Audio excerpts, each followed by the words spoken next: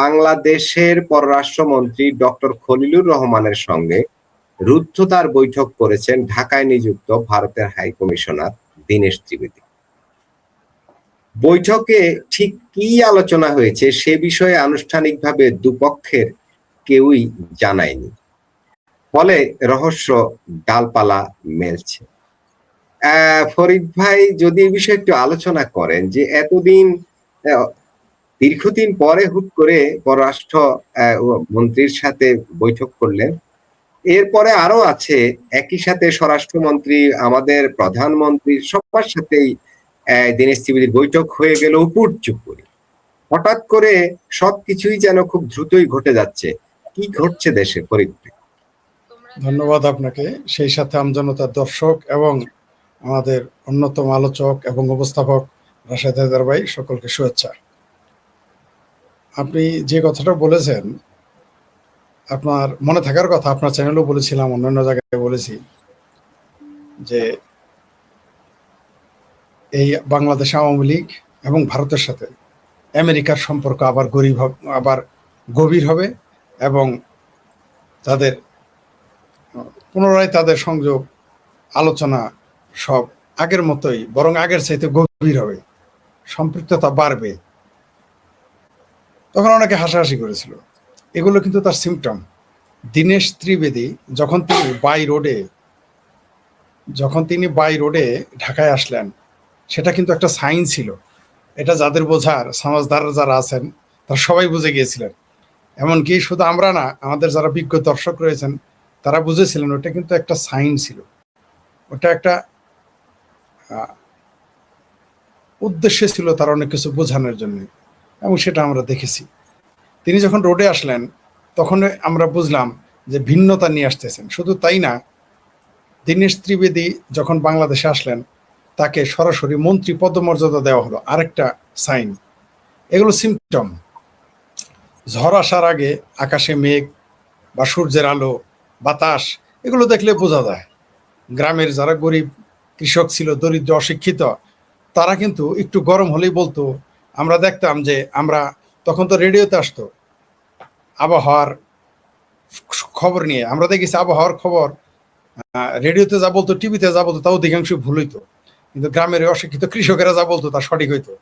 তারা বাতাস দেখে বলে দিতে পারতো, আকাশ দেখেই বলে দিতে পারতো, এমনকি রোদ দেখে বলে দিতে পারতো যে দেশে কখন বৃষ্টি হবে। তো এরকম অনেক কিছু সিমটম এখানে রয়েছে। এর জন্য আপনাকে বিশেষজ্ঞ হতে হবে না, গবেষক হতে হবে না, ডক্টরেট ডিগ্রি নিতে হবে না। আপনি যেটা বললেন যে শুধু খলিলুর রহমান নয়, আমাদের একজন বিজ্ঞ দর্শক এখানে বললেন যে প্রধান বর্তমানে বাংলাদেশে রয়েছে। এবং আরো অদ্ভুত ব্যাপার যে প্রধান বাংলাদেশে আসার আগে তিনি কিন্তু চায়না সফর করে এসেছেন। এটা আরো কিন্তু একটা ভিন্ন রকম একটা বার্তা দিচ্ছে আমাদের। পাশাপাশি আপনি দেখেন, এর আগে আমেরিকার দক্ষিণ এশিয়া বিষয়ক রাষ্ট্রদূত আসলো, আমরা দেখলাম।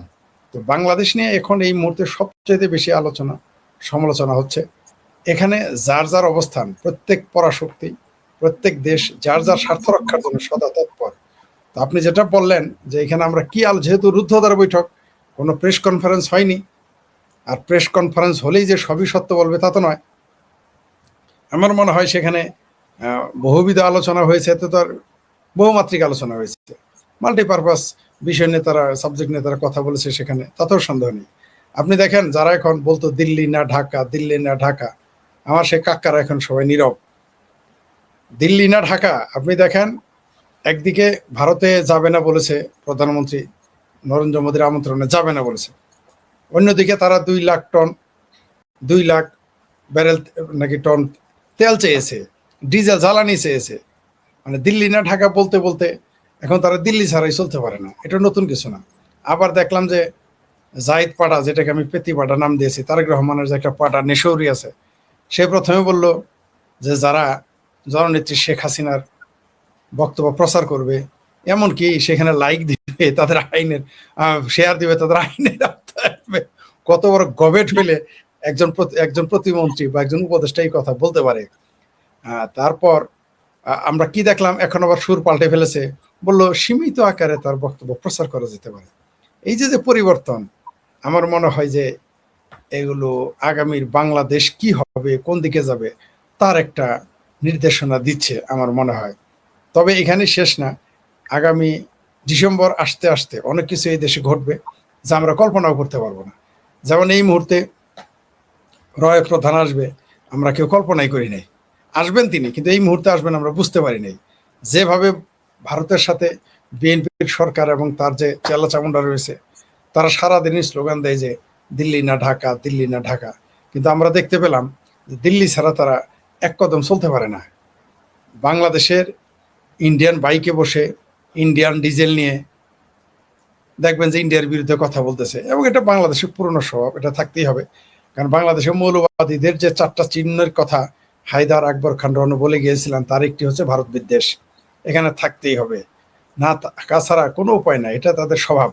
কিন্তু রাষ্ট্রনীতি আলাদা জিনিস। রাষ্ট্র চালাতে গেলে আপনাকে অনেক কিছু মেনে চলতে হয়, জাতীয় এবং আন্তর্জাতিক অনেক নিয়ম কানুন হিসেব নিকেশ মিল করেই রাজনীতিতে টিকে থাকতে হয়, তাছাড়া ক্ষমতায় থাকা যায় না। তার জন্যই তো আমরা কখনো দেখি বাংলাদেশ আওয়ামী লীগ হেফাজতকে ডাকে, কখনো আবার দেখি বাংলা জাতীয়তাবাদী দল বিএনপি আবার হেফাজতকে ডাকে। সব জায়গাতে এরকম ছিল, আছে এবং থাকবে।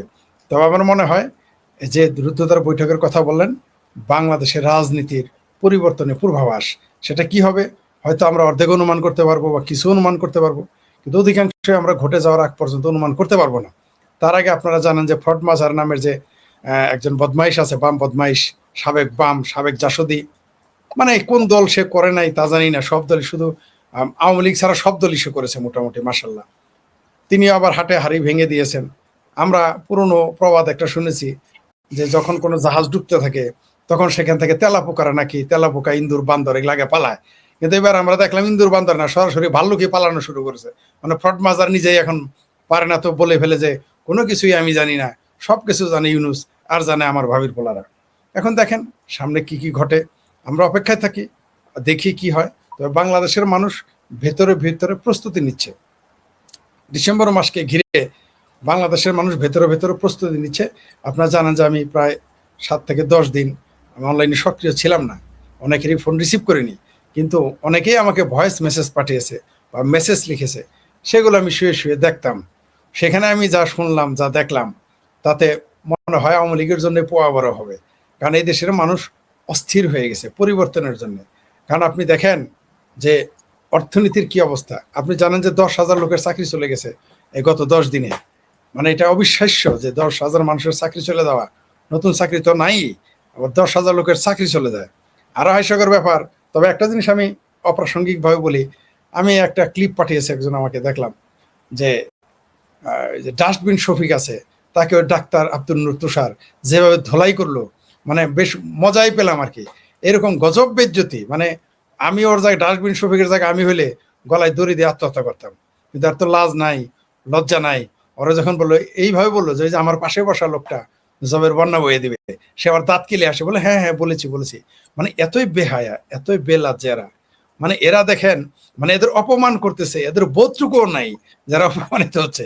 হায়দার ভাই কি বলেন, মানে এদের আসলে আমরা, মানে আমি বুঝে উঠতো নাকি আপনি কিভাবে বেজ্জতি করবেন, পারবেন না তো। কারণ যার বৌদি নাই তার পাশে থেকে বলতেছে যে আমার এই পাশের লোকটা জবের বন্যা বসায় দিবে, ওই জব তো খুঁজে পেলাম না। সে আবার তর্কও করে, সে আবার তো মানে কিরকম বেহায়া, বেলাজ হলে এটা সম্ভব, এছাড়া এটা সম্ভব নয়। আবার ইদানিং আপনি দেখেছেন যে ভাস্কর্য নিয়ে মামুনুল হক যে ফতোয়া দিয়েছে, মাশাল্লাহ আমরা দেখলাম। কেবল এর আগে বলছিল 1930-40-এর দশকে, মানে যখন খিলাফত প্রতিষ্ঠিত ছিল মুসলিম বিশ্বে, তখন বলেছিল সবকিছুই হারাম, মাইক হারাম, তারপরে বলল টেলিভিশন হারাম, তার রেডিও হারাম, তারপরে বললো টেলিভিশন হারাম, তারপরে বললো ছবি তোলা তো হারাম ছিলই, সব হারাম করতে করতে ভাস্কর্য তো হারামই। হঠাৎ করে কালকে দেখলাম আমাদের 501 নম্বর মৌলবী ফতোয়া দিয়েছে মাথা ছাড়া ভাস্কর্য আরাম। যাই, অন্তত মাথা পর্যন্ত জায়েজ করছে। আশা করতেছি আগামীতে আর 2-4-6 মাস গেলে মাথা সহ ভাস্কর্য আরাম হয়ে যাবে, কোনো সন্দেহ নেই। এই যে পরিবর্তনের আভাস, আমার মনে হয় জামাতেরও একবার ক্ষমতায় দেওয়া দরকার। যদি আমি কখনোই কল্পনা করি না জামাত বাংলাদেশে আসুক, কিন্তু আমরা দিয়ে একটু দেখতাম যে এদের ভণ্ডামির মাত্রা কত দূরে যাইতে পারে, আমাদের একটু দেখার জন্য প্রয়োজন ছিল। যেমন 2024-এর 5ই আগস্ট, যদিও আমাদের অনেক মূল্য দিতে হয়েছে মুক্তিযুদ্ধের পক্ষের মানুষের, আওয়ামী লীগকে মূল্য দিয়ে যেতেই হচ্ছে। প্রতিনিয়ত আওয়ামী লীগ যারা করে, ছাত্রলীগ, যুবলীগ যারা করে, তাদের জেলে ভরা হচ্ছে, জেলের ভেতরে মেরে ফেলা হচ্ছে, জেলের বাইরে মেরে ফেলা হচ্ছে। এমনকি শুধু ছাত্রলীগের পক্ষে দোকানে কথা বলায় নাকি, শুধুমাত্র কথা বলায় একজন কিশোরকে, যার বয়স 16 বছর হয় নাই, তাকে মেরে শহীদ মিনারে ঝুলিয়ে রেখেছিল। কি ভয়ঙ্কর ব্যাপার! আপনি কল্পনা করতে পারেন? আমার মনে হয় 1972 সালে যদি এই রাজাকার আল বদর আল শামস বা খানাদারি বাহিনী সহ যাদের 93,000 যে ছেড়ে দেওয়া হয়েছে, এদের যদি কিছু কিছু ধরে ওই শহীদ মিনারগুলোতে ঝুলিয়ে রাখা হতো, আজকে মনে হয় ছাত্রলীগ বা আওয়ামী লীগ বা মুক্তিযুদ্ধের পক্ষের মানুষদের এইভাবে শহীদ মিনারে ঝোলানোর দুঃসাহস তারা দেখাতে পারতো না। অনেক সময় কিছু কিছু সময় ছাড় দেওয়া খুবই ক্ষতিকর, ভয়ঙ্কর ক্ষতিকর।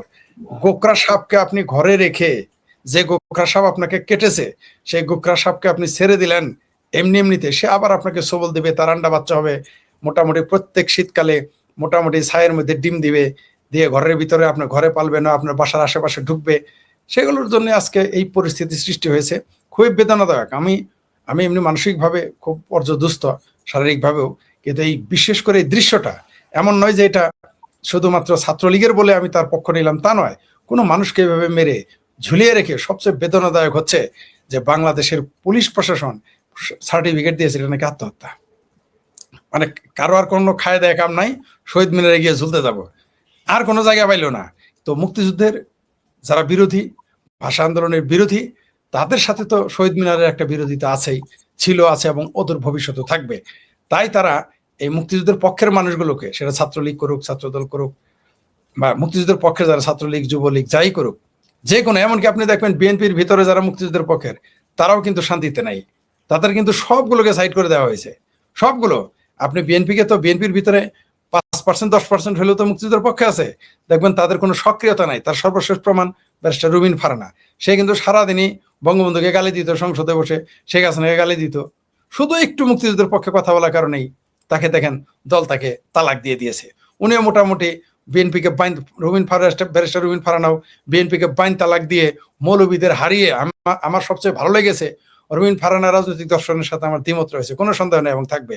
কিন্তু রুমিন ফারানা ওইখানে কিন্তু একই সাথে বিএনপি, একই সাথে এই মৌলবাদী শক্তিকে চূড়ান্তভাবে পরাজিত করে তিনি চলে এসেছেন। তার মানে কি, আওয়ামী লীগের ভিতরে আপনি দেখেন সবাই ধরে নিয়েছিল বিএনপির ভিতরে মুক্তিযুদ্ধ বিষয়ক মন্ত্রী হবে ফজলুর রহমান, অ্যাডভোকেট বীর মুক্তিযোদ্ধা ফজলুর, অনেকেই মনে করে নিয়েছিল বা কেউ মনে, অথচ তিনি কিন্তু তার চেয়ে বড় পদ, মুক্তিযুদ্ধ তো প্রতিমন্ত্রী পদ, তিনি ক্যাবিনেট মিনিস্টার হওয়ার যোগ্য, যেহেতু তিনি তার দলের চেয়ারম্যানের উপদেষ্টা ছিলেন, কিন্তু তাকে দেওয়া হয় নাই। কেন দেওয়া হয় নাই?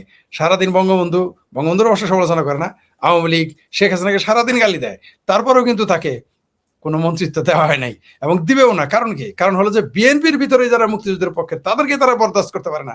তাহলে যারা ছাত্রলীগ করে, যারা যুবলীগ করে, কৃষক লীগ করে, বাংলাদেশ আওয়ামী লীগ, শ্রমিক লীগ, যুবলীগ, যাই এই ধরনের মুক্তিযুদ্ধের পক্ষে, তাদের কি সহ্য করতে পারবে? পারবে না। তার জন্য এই ঘটনাগুলো ঘটতেছে।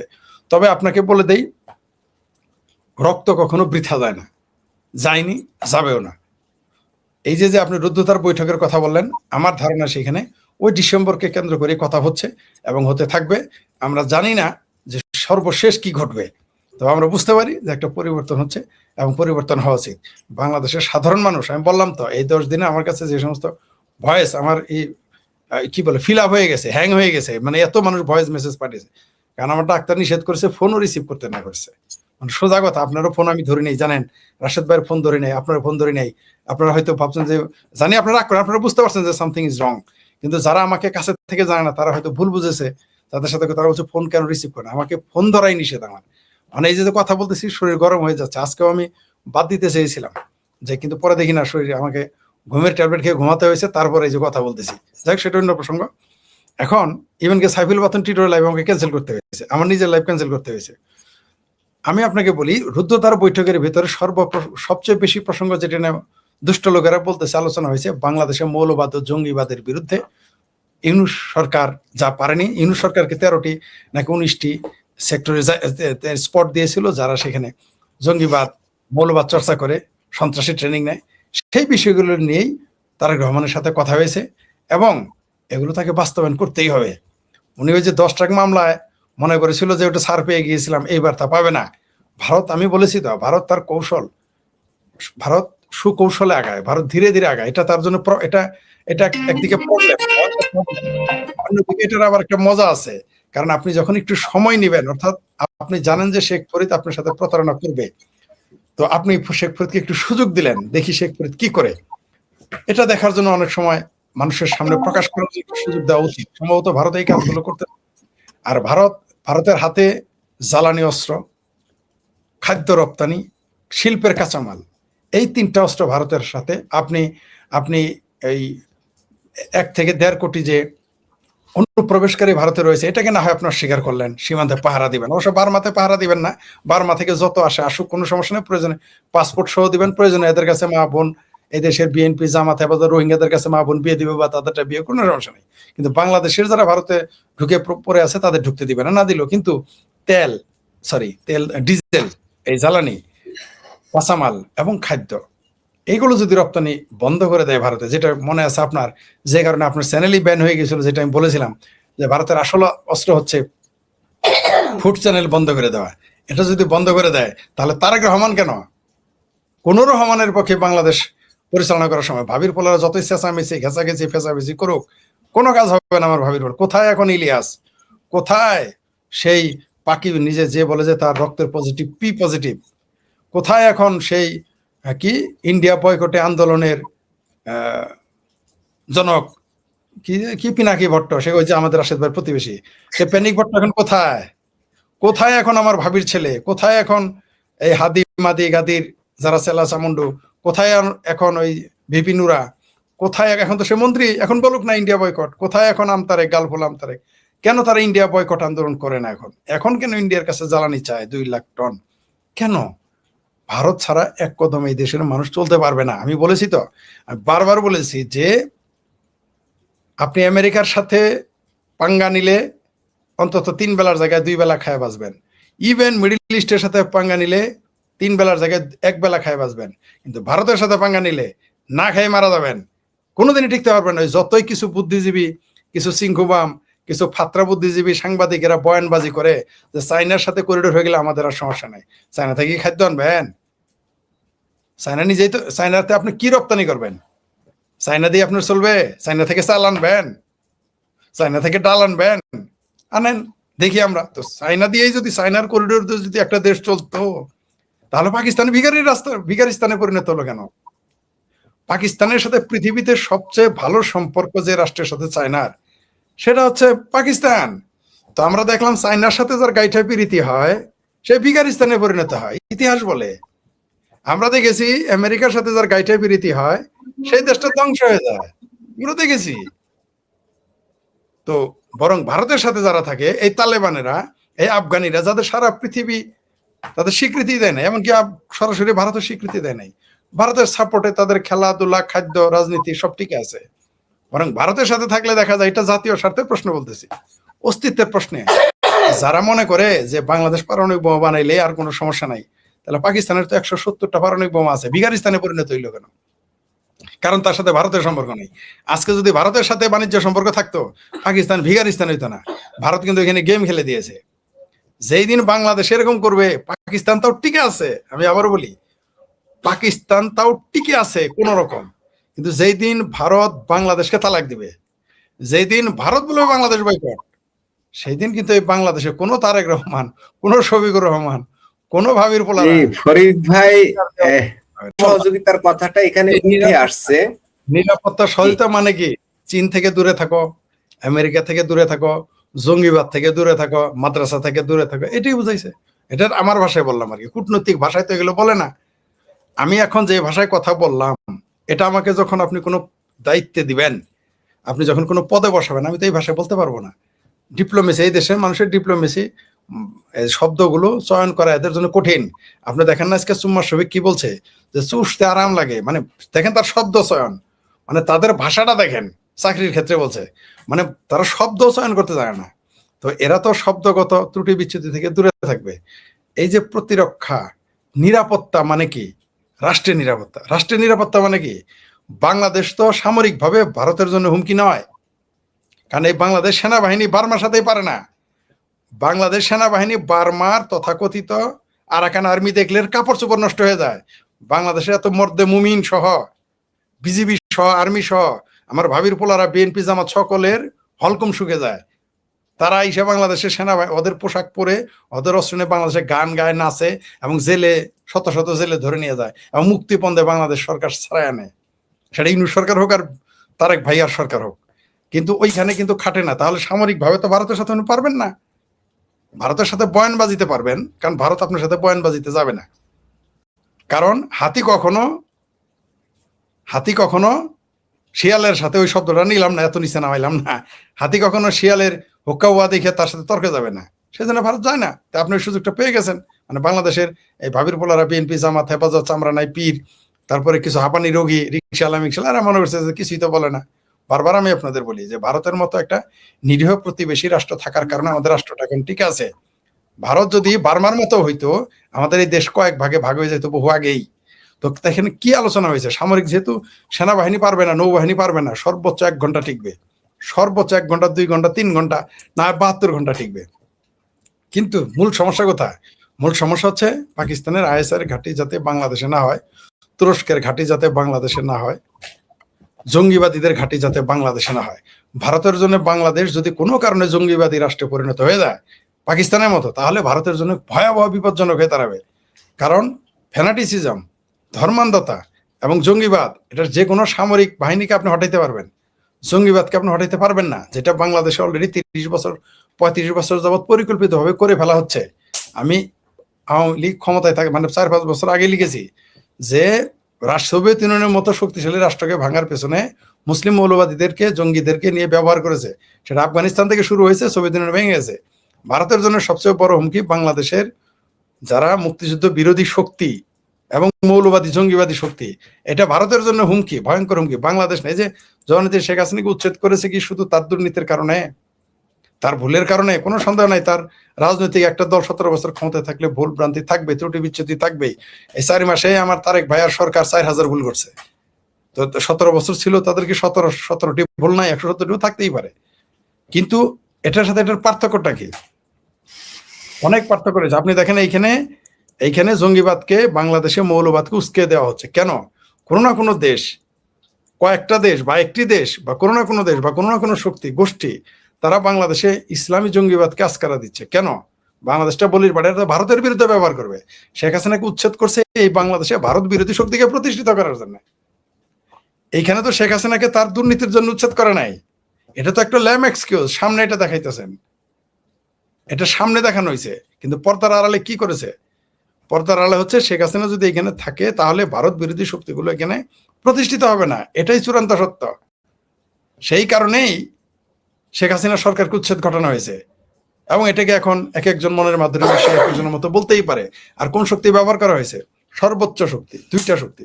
প্রথমে বাংলাদেশে মিলিটারি ইউজ করা হয়েছে, যার উপরে কারো ক্ষমতা নাই। তারপরে হলো মিলিটারির চেয়ে বড় শক্তি, এটা মোল্লা শক্তি, এটা আরো বড় শক্তি। আপনি এটাকে ইগনোর করতে পারেন না। মূর্খের শক্তিকে ইগনোর করলে আপনি বিপদে পড়বেন। আওয়ামী লীগ, ভারত, এই দুই, আওয়ামী লীগের মতো একটি বড় দল এবং ভারত সরকার বাংলাদেশের এই মূর্খের শক্তিকে অবহেলা করেছে। সেটার জন্য দেশে আজকে এই পরিস্থিতি, এবং এটার পিছনে অবশ্যই ফান্ডিং আছে, অবশ্যই এদের পৃষ্ঠপোষকতা রয়েছে। তারা এগুলো করতেছে এবং ভবিষ্যতেও করবে, থেমে যাবে না। আওয়ামী লীগ সরকার ক্ষমতায় ডিসেম্বরে না আসুক, পরে ডিসেম্বরে আসবে, আওয়ামী লীগ আজ হোক, কাল হোক, পরশু হোক, তরশু হোক, তারা ক্ষমতায় আসবে, কিন্তু এই শক্তি কিন্তু বসে থাকবে না। আমরা বললাম তো এই 10 দিন আমি, আমার কাছে যে সমস্ত আমি ভয় পেয়ে গেছি। আমি চিন্তা করতেছি এখন যে আওয়ামী লীগ আসবে কিনা তা না, আওয়ামী লীগ ক্ষমতায় আসার পরে কি কি ঘটবে, এগুলো আমার কাছে যে তথ্য আসছে, আমি ভীত, সন্ত্রস্ত, চিন্তিত আমার দেশ নিয়ে। ভয়াবহ রকম পরিকল্পনা হচ্ছে বাংলাদেশ নিয়ে। দেশি বিদেশি অনেক মানুষ আমাকে অনেক কিছু পাঠিয়েছে, সময়ের অভাবে কিছু দেখতে পেরেছি, অনেকগুলি দেখতে পারিনি।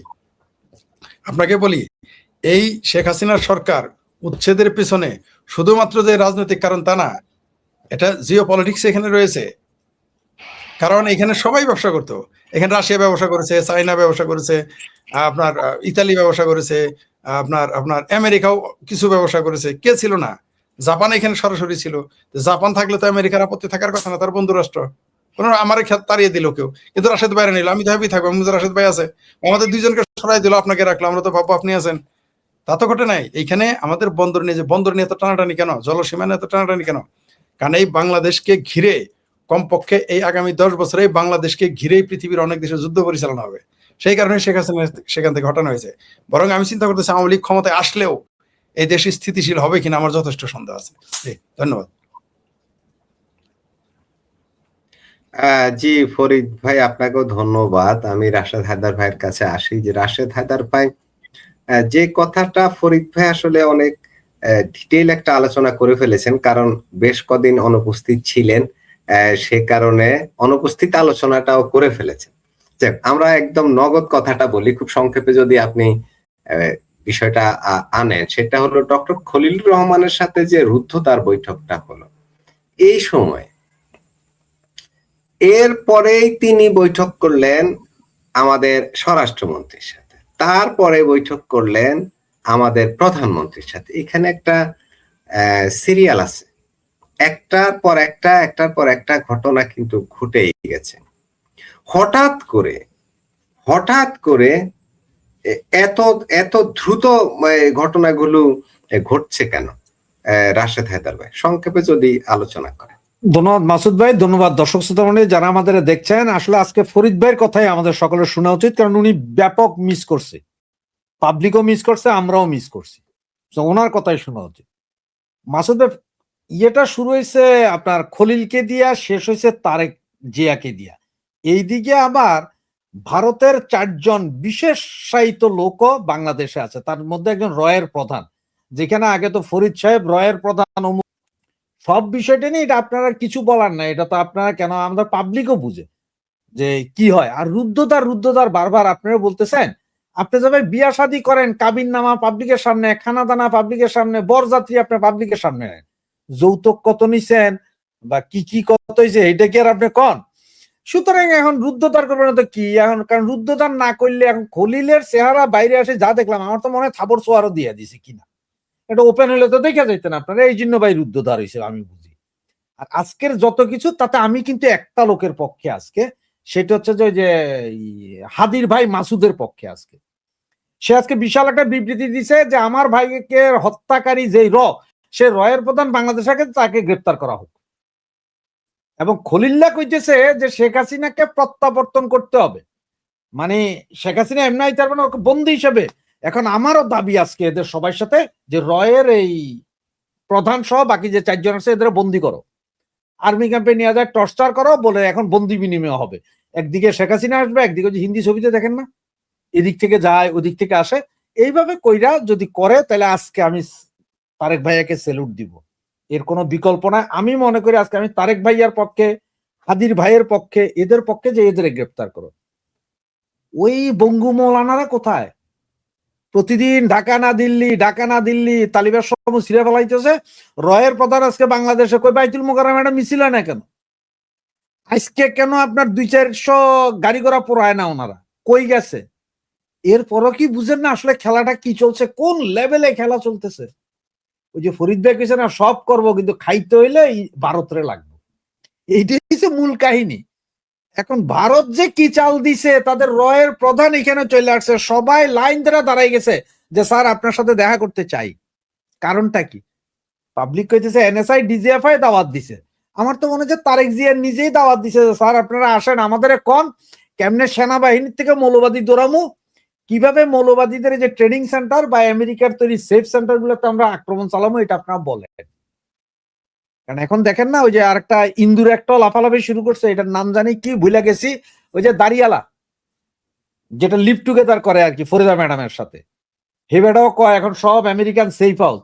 যত আয়নাঘর দেখছেন এতদিন, এগুলো সব কিন্তু আসলে আমেরিকান সেফ হাউস ছিল।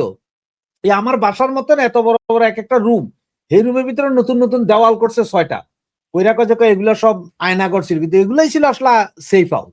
ট্রেনিং দেওয়া হয়েছে পোলাপাইন্ডে জঙ্গিদেরকে। সব মিলে কি আপনার আর বুঝার বাকি আছে কেন ওনারা এত তাড়াতাড়ি কেন? এটার মূল হচ্ছে যে শেখ হাসিনা ফিরবে, কিভাবে ফিরবে সেটা না, শেখ হাসিনা আসার পর এই দেশ কি নিরাপত্তা দিবে, এই দেশে শেখ হাসিনা পাড়া দেওয়ার আগে তোমরা সমস্ত মামলাগুলো উইথড্র করবা কিনা। জাতিসংঘ এখন বলতেছে যে আমরা সাক্ষী দিতে রাজি নাই, সাক্ষী সমিতি পাইতেছে না শেখ হাসিনার মামলা, গলায় পাউরুটি আটকে মরছে, এইটাও নাকি মামলা হয়েছিল, এখন উইথড্র করতে বাধ্য হয়েছে। আর কি তোমরা এইসব মামলার আর কোন কোন অবদানকে অস্বীকার করবে? তারেক জিয়া গেছে চিটং এ, সবচেয়ে মজাটা চিটং এ, সেইখানে ওনাদের কমিটি মিলে পুরো চিটং এ 700 জন আছে লিডার, তার মধ্যে নাকি 300 লোকের সাথে কথা বলছে। সে 300 লোকের মধ্যে আবার 30 জন আছে যারা নাকি অতীতে আওয়ামী লীগ করতো, আওয়ামী লীগ নেতাদের সাথে ছবি, হেরা সবাই ভিজিটিং কার্ড পায়, তারা পায় না। এখন তারেক জি আবার আজকে ঘোষণা দিছে যে 10,000 লোকের চাকরিচ্যুত করা হয়েছে ইসলামী ব্যাংক থেকে, এটা অমানবিক করা হয়েছে। হঠাৎ জামাতের উপর খেপলো কেন? ইসলামী ব্যাংক কেন? এটা 10,000 লোক তো ইসলামী ব্যাংক থেকে চাকরিচ্যুত হয়ে গেছে। তারেক জি হঠাৎ এটা বললো কেন? মৌলবাদীরা আজকে কেন মুখে কুলু পাইটা রাখছে? এগুলি কি আর আপনাদের বিস্তারিত বুঝাইতে হবে? দেখতে থাকেন সামনে। কেন রাশেদ হায়দার ভাই, আমাদের প্রাইম মিনিস্টার তো হেফাজতে ইসলামের আমিরের সাথেও চিটাগাঙে দেখা করেছে। না না, হেফাজতে ইসলামের আমিরের সাথে চিটংয়ে দেখা করছে। ঘটনা হচ্ছে যে আমি এইটার জন্য আসলে আমি দুঃখ প্রকাশ করি। এটা হচ্ছে যে মানুষ মরার আগে তখন নাকি ওই যে হজে যায় পাপ মোচন করতে, 5 ওয়াক্ত নামাজ শুরু করে, তওবা করে না, তো ওনার অবস্থা ওইটা। উনি হেফাজতের আমিরের লগে দেখা করবে না? কারণ এই যে আমেরিকা বলতেছে, এই যে ভারতের এতগুলো সিপাহসালা আইলো, রয়ের চিপ আইতেছে, হেফাজতের আমিরের কাছে দোয়া চাইছে যে হুজুর আপনি দোয়া করেন, আপনি তো দেওবন্দের বড় হুজুর, আপনার দোয়া মনে হয় তো লাইগা যাইতে পারে, আপনার সাথে আমাদের ভাব ভালো। এটা যে মরার আগে তোবা করে নিতেছে। আর ওখানে তো বলে সুন্নি যারা আছে, যে সুন্নিদের নাকি ওটা আখড়া চিটং, তো সুন্নিরা কোথায় এখন বুঝি না, সুন্নিদের দামও নাই। এগুলো আপনি দেখতে থাকেন, এসব জঙ্গিদের কাজ কাহিনী দেখতে থাকেন। হেফাজতের আমিরের সাথে দেখা করে ওই মাদ্রাসায় কয় হাজার পোলাপাইন আছে যে উনি আমিরের লগে দেখা করতে যাবে। এগুলো সব দেখেন, কে কোন দিকে ডুবায়, কে কি করে একটু দেখেন। আর আপনার দর্শকদেরকে বলি বা আপনার মাধ্যমে বলি, আমাদের এই যে শিলং সালাউদ্দিন, উনি তো এখন এদের গ্রেপ্তার করা উচিত, কারণ উনি গুম ছিলেন না ভারতে নাকি।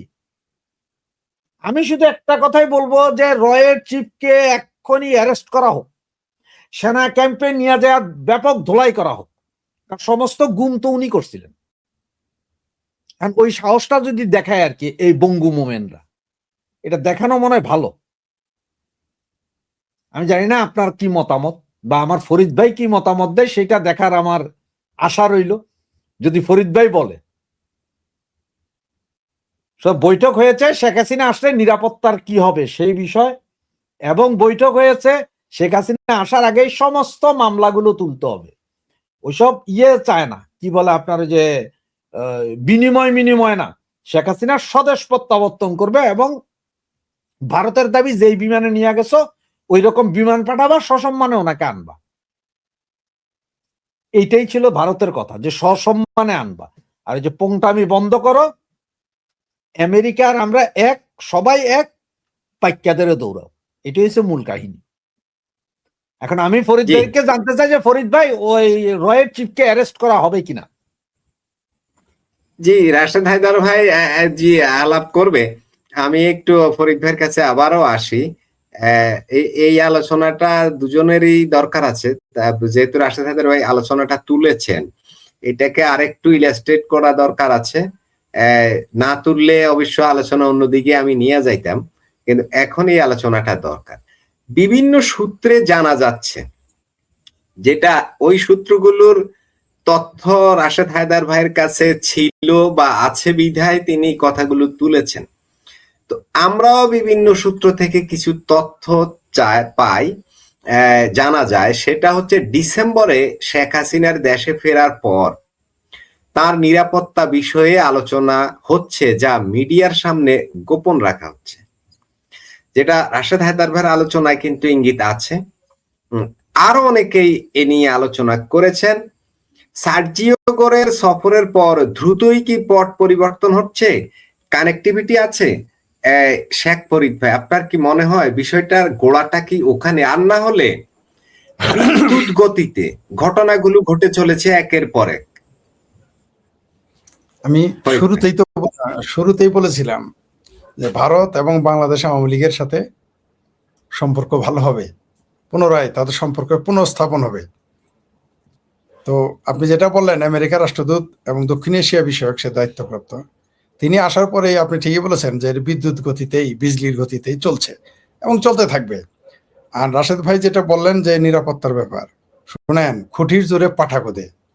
আমাকে একবার দিনের বেলা গান পয়েন্ট, মানে একেবারে আমাকে গান পয়েন্টে রেখেছিল দিনের বেলা। আমি বলেছিলাম তুমি গুলি করতে পারবে না। কেন? আমি বললাম তোমার এই যে বন্দুক দিয়েছে তারা আমি চিনি, আর তুমি যার কথাই চলো তারাও আমি চিনি, এবং তিনি তোমার কতটুকু দায়িত্ব দিছে তাও আমি জানি, তাই তুমি আমার কিছু করতে পারবে না। প্রকাশ্য দিবালোকে আমাদের এলাকায় এটা ঘটেছিল, এবং আমাদের এলাকার কাউন্সিলর সেখানে আমরা দেখেছি। তখন আমার আত্মীয় স্বজন বন্ধু বান্ধব সব সরে পালায় চলে গেছিল, শুধু একজন এসেছিল, আমার বন্ধুর ছোট ভাই দৌড়ে এসেছিল দূর থেকে। কেউ আসে নাই ভয়, কিন্তু আমি জানতাম গুলি করতে পারবে না, কারণ খুঁটির জোরে পাঠা খোদে এবং গুলি করতে পারে নাই। তো এই যে আমার ভাবির পোলারা যত লাফালাফি করতেছে, আমেরিকা যখন সরে যাবে, যেটা হায়দার ভাই শুরু তার বক্তব্য শুরুতে বলেছে এবং শেষেও বলেছে যে সেফ হোম ছিল এবং তাদের প্রশ্রয়দাতা কারা, এদের পৃষ্ঠপোষককে, এই কুকুরগুলো পালে কে? পালে আমেরিকা। তো আমেরিকা যখন পিছ থেকে সরে যাবে, আমরা তো বয়স তো কম হয় না, কত গুন্ডা পান্ডা দেখলাম, কত রাজনৈতিক পান্ডা দেখলাম, কত বড় বড় ছোট মেজো বড় সেজো নেতা পাতি নেতা, আপনার অলিতে গলিতে একটা টপ টু বটম দেখেছি। তো কেউ কোনো দিনই, দু চারটা ব্যতিক্রম থাকে, এছাড়া কেউ খোঁটার জোর ছাড়া চলতে পারে না। মস্তান বলেন, রাজনৈতিক নেতা বলেন, খোঁটার জোর ছাড়া চলতে পারে না। তো এই ভাবির পোলারা তো কোনো নেতা এর মধ্যেই পড়ে না, গুন্ডার মধ্যেই পড়ে না। এই আমার ভাবির পোলারা না গুন্ডা না নেতা, কোনোটাই না। এরা হঠাৎ করে উড়ে এসে জুড়ে বসেছে।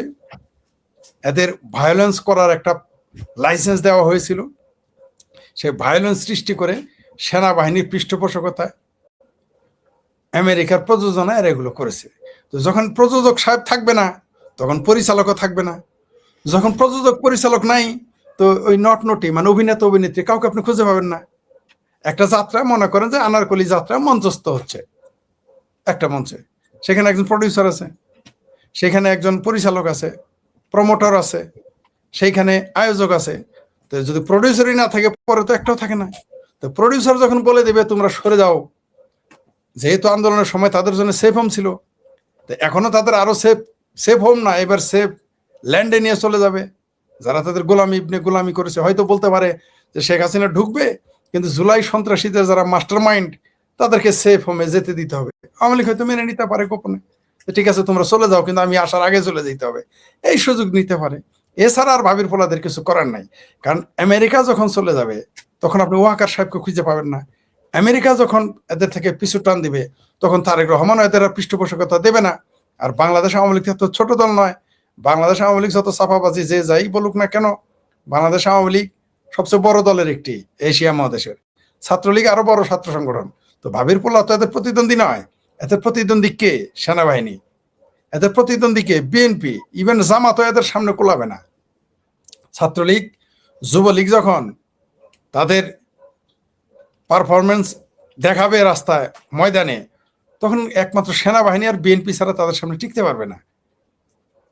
তো আপনি যত যাই বলেন, এখানে আলোচনা হচ্ছে নিরাপত্তার কথা বলতেছেন। শেখ হাসিনা যখন ঢুকবে, তখন যারা তার নিরাপত্তাহীনতা নিয়ে চিন্তা করতেছে, তারা নিরাপদ থাকবে কিনা সেটা দেখেন। শেখ হাসিনা যখন আসবে, শেখ হাসিনা তো এত কাঁচা মানুষ না, তো এত কাঁচা রাজনীতি করে না। তো তিনি যখন ঢুকবেন, তখন কি ডাস্টবিন শ্রমিক দেশে থাকবে? তিনি যখন ঢুকবেন, আমার ভাবির পোলারা কি দেশে থাকবে? তিনি যখন ঢুকবেন, জামাতেরা সে আবার ওয়াজ মাহফিল শুরু করবে, আবার বঙ্গবন্ধুর বন্দনা। আমরা কি ট্রাক্টর মনোয়া নাকি তারেক জানোয়ারের নামে তারে দেখি নাই যে কি সুন্দর বঙ্গবন্ধুর বন্দনা করেছে? আমরা কি আমির হারামজাদাকে দেখি নাই কিভাবে শেখ হাসিনা বন্দনা করেছে?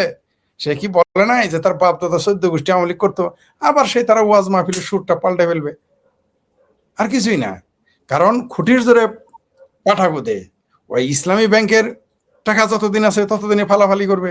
তারেক রহমান যে বললেন যে 5-7 হাজার লোকের চাকরিহীনতা নিয়ে আলোচনা করে দিয়েছে বিএনপি। আগামীতে কি হবে? আগামীতে আস্তে আস্তে বিএনপি ঢুকবে ইসলামী ব্যাংকগুলোতে, সো কল্ড ইসলামী ব্যাংকে। তারপর একদিন আওয়ামী লীগ আসবে। এদের অর্থনৈতিক মেরুদণ্ডই আসল। জামাতের, আমি আবারও বলি, জামাতের কোনো কর্মী, জামাতের কোনো সমর্থক নাই। জামাত যারা করে তারা মাফিয়ার মতো, সবাই তারা কর্মী। তারা একটা একটার সাথে, এটা কোনো রাজনৈতিক দল না। এটা আমি বলি নাই, বিএনপির মহাসচিব বলেছিল জামাত রাজনৈতিক দল না। এটা বলার জন্য হাইরে আমারে গালি দিছে জামাতের লোক, এমনকি আওয়ামী লীগের লোক সমালোচনা করেছে, এমনকি বিএনপিরও গালি দিয়েছে। কিন্তু এই কথাটা বলেছিলেন বিএনপির প্রয়াত ব্যারিস্টার আব্দুল সালাম তালুকদার, বিএনপির মহাসচিব। তিনি বলেছিলেন জামাত কোন রাজনৈতিক দল না। 1993 সালে তিনি এই কথাটা বলেছিলেন, আমি নিজের গানে শুনেছিলাম। তিনি বলেছেন জামাত আবার কিসের রাজনৈতিক দল? জামাত হচ্ছে একটা মাফিয়া চক্র। মাফিয়া চক্রদের মাফিয়াগিরি বন্ধ হয়ে যাবে কিছুদিনের মধ্যে। আপনি দেখবেন, খুব শীঘ্রই দেখবেন এরা ঠান্ডা হয়ে যাবে। কারণ এরা এরা বলেছে কি যুক্তরাষ্ট্র তাদের পরীক্ষিত বন্ধু, তাদের যুক্তরাষ্ট্র তাদের পরীক্ষিত বন্ধু 71 ছিল, এখনো থাকবে জানি। তো যুক্তরাষ্ট্র যখন সরে যাবে তারা কি করবে? এত রাজনৈতিক ভিত্তি নাই। আওয়ামী লীগ নির্যাতিত হোক, নিপীড়িত হোক, এরা ঘুরে দাঁড়াবে? এরা কি ঘুরে দাঁড়াতে পারবে? আমার ভাবির পোলাদের আপনি কোনোদিন আর খুঁজে পাবেন? এই সরকারে এই পট পরিবর্তনের পর আমার ভাবির পোলাদের কোনোদিন হারিকেন লাগায় খুঁজে পাওয়া যাবে?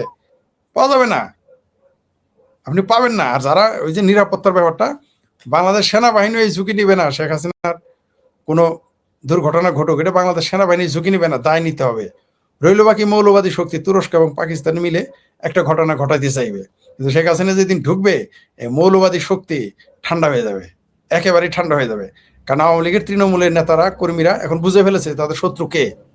তারা বুঝে ফেলেছে যে মোল্লা আর মিলিটারি আওয়ামী লীগের বন্ধু না, মুক্তিযুদ্ধের পক্ষে না, এটা তারা এখন পরিষ্কার। যদিও এর মধ্যে কিছু লোক পরিবর্তন, কিছু সাইদি লীগ আছে, সেটার বিষয় আলাদা, কিন্তু আওয়ামী লীগের একটা বৃহত্তর অংশ বুঝে ফেলেছে এরা কিছুই করতে পারবে না শেখ হাসিনা। কারণ আমেরিকা না থাকলে এরা সব জিরো। আমেরিকা যখন থাকবে না তখন এরা জিরো হয়ে যাবে, জিরো না -29 চলে যাবে, বরফের যুগে চলে যাবে। এদের আপনি খুঁজে পাবেন না। এগুলো বললেই হবে? আপনার কি মনে হয় নাহিদ এই 6 জন এমপি যে আছে, কালকে যদি, আমি বারবার বলেছি, আপনারা অনেকেই বলেন যে না জামাত হচ্ছে বিএনপির আসল শক্তি, না, এখনো দিন শেষে জামাত বিএনপি তার ভরসা। কালকে যখন জামাতিদের আওয়ামী লীগ আসার পরে ছাত্রলীগ এদের ধরবে, এরা যা করেছে তা করবে, সবগুলোকে বিএনপিতে যোগ দিবে। এদের শেষ আশ্রয়স্থল, পৃষ্ঠপোষক বিএনপি। যদি আমার সাথে এই কথার সাথে আওয়ামী লীগের অনেকে দ্বিমত পোষণ করবে, দিন শেষে এদের আশ্রয় প্রশ্রয়, আমি বলেছি তো, কালকে শুধু বিএনপি বলবে যে জামাতকে 3 তালাক 5 তালাক দিলাম, আপনি জামাতকে হারিকেন দিয়ে খুঁজে পাবেন না, হারিকেন দিয়ে খুঁজে পাবেন না, আপনি একজনেরও খুঁজে পাবেন না। যদিও কেউ যারা জামাত করতে পারে না লজ্জায়, তারাই বিএনপি করে, মানসিকভাবে অনেক মিল আছে, কোনো সন্দেহ নাই, এটাই একমত যে তারাও মুক্তিযুদ্ধ বিরোধী, এরাও মুক্তিযুদ্ধ বিরোধী, ঠিক আছে। কিন্তু আদতে জামাতের পৃষ্ঠপোষক দিন শেষে বিএনপি। আপনি বলেন, আপনি দেখবেন যত জামাতের নেতা আছে সবগুলোর আত্মীয় স্বজন বিএনপি। আপনি যান প্রত্যেকটা জামাতের আত্মীয় স্বজন দেখেন, সবগুলো, মানে 80% জামাতের আত্মীয় স্বজন বিএনপি করে, আর 20% হয়তো আওয়ামী লীগের সাথে আছে। ঢাকা থেকে দিল্লির লাস্ট ফ্লাইটে দীনেশ ত্রিবেদী দিল্লি গেছেন আজকে। জি জি, রাশেদ হায়দার ভাই, আমাদের কত ঘন ঘন আমেরিকার রাষ্ট্রদূত আসা যাওয়া করতেছে। ফরিদ ভাই একদম লেটেস্ট, সেটা হচ্ছে জি ভাইয়া, তার আগে এমন ঘটনা ঘটেছে। হ্যাঁ, এখন আমাদের ভারতীয় হাই কমিশনার যিনি, তিনি প্রধানমন্ত্রীর সাথে বৈঠকের পর আবারও দিল্লিতে চলে গিয়েছিলেন। জি, শুনেন, গত কদিন আগেও তো সেম ঘটনা ঘটেছিল, মনে আছে? হ্যাঁ শুনেন, আমি বললাম তো ভারত, ফরিদ ভাই একটু বলি, মানে ঘটনাগুলোর গতি, এটাকে কি গতি বলে? ওই যে হাই স্পিড একটা ট্রেন আছে না, চায়না করছে না, বুলেট ট্রেন, মনে হচ্ছে ঘটনাগুলো বুলেট ট্রেনের মতো ঘটে চলেছে। জি, এবং ঘটবে, আরো ঘটবে। শুধু তাই না, আমি বললাম তো আমেরিকার সাথে যখন ভারতের বোঝাপড়া হয়ে যাবে, এই মৌলবাদী শক্তিগুলো এমনি নিস্তেজ হয়ে দেখবেন, এরা তখন আমেরিকার বিরুদ্ধে বয়ান শুরু করবে। এই মৌলবীরা জামাত এখন বলছে না ফরিদ ভাই, কোথাও কি একটা চেঞ্জ মনে হচ্ছে কিনা, যে মার্কিন যুক্তরাষ্ট্র তাদের আগের অবস্থান থেকে কিছুটা সরে গেছে? প্রথম দিকে তারা যেমন কঠোর ছিল, গত 3 মাসে তাদের সেই অবস্থান কিন্তু আগের জায়গায় আছে বলে মনে হয় না। এই যে একজন একটা কমেন্ট করেছে, একটু দেখি।